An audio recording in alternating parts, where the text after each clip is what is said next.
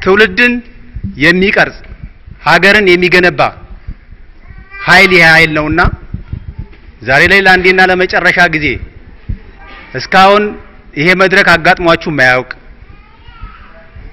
በወረዳችን ትልቅ ትኩረት ተሰጥቶት የመምራን መድረክ ተብሎ ተሰጥቶ ማያውቅበት ሂደት ያለበት ሁኔታ አለ። በዛሬው ዕለት ግን ሁሉንም የወረዳችን መምህራን በወረዳ ደረጃ በማግኘት አጠቃላይ ሀገራችን ክልላችን በደረሰበት የጸጥታ ችግር ምክንያት በተለይ ትውልድ አሁን ላይ ከትምህርት ቤት ወደ ሜዳ ወይም ወደ ጫካ የሄደበት ዘመን ስለሆነ ይሄንን ለማስተካከል ይሄንን ለመቅረፍ ከዚህ አካል ጋር የጋራ ውይይት አድርጎ ለነገው ለተነጎዳው በተለየ መልኩ በአሁኑ ሐሳብ ሳይሆን በአሁኑ አስይታ ሳይሆን በተለየ አስተሳሰብ ትውልድ ለመቅረጽ ትልቅ ዋጋ አላችሁና እንደ ወረዳችን ወደ 29000 የሚሆኑ የተማሪ ምዝገባ አካሄደን ነበር በዚህ አመት።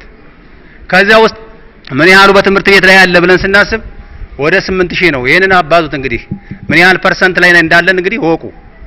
ስለዚህ ይሄ ደግሞ የሚቆጨው ከኛ በበለጠ ሊቆጨው የሚችል እዚህ ያለው ሰው ነውና የሰላም እጦት ችግር የትምህርት ተቋሙን አንገት አስደፍቷልና ይሄንን አንገት የተደፋንበትን አንገታችንን ቀና እናደርግበት።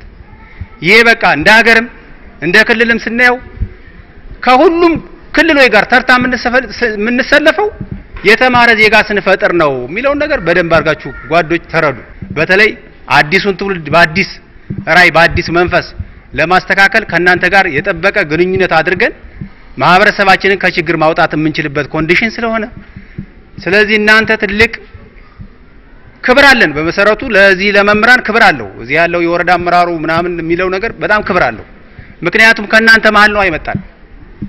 ስለዚህ ትውልድ ቀራጭ እስከሆናችሁ ድረስ አሁን ላይ ያለባችሁ የስለንቦና የተለያየ ጫና በየቦታው ስትንቀሳቀሱ የሚደርስባችሁ ነገር በጣም ትልቅ ችግር አለና ይሄንን ችግር ደግሞ በጋራ መክረን አስተካክለን አንድ ሆነን ተናበን እንደ ወረዳችን እንደ ዞናችን መቀጠል እንዳለብን የሚታየ ነገር ስላለ ይሄንን ሁላችንም የጋራ ስራችን ነው ብለን አምነን ለነገው ትልቅ ራይ የምንሰንቅበት ነገ ላይ ትምህርት የምንጀምርበት ያሁኑን የምናስጨርስበት ትልቅ የምክክር መድረክ ነውና ተማሪ ካልተማረ አገር አትቀየርም በሚል ወኔ ሁላችንም ከግምት ውስጥ አስገብተን ተግባሩን ለመፈጸም ዝግጁ መሆን አለብን የሚል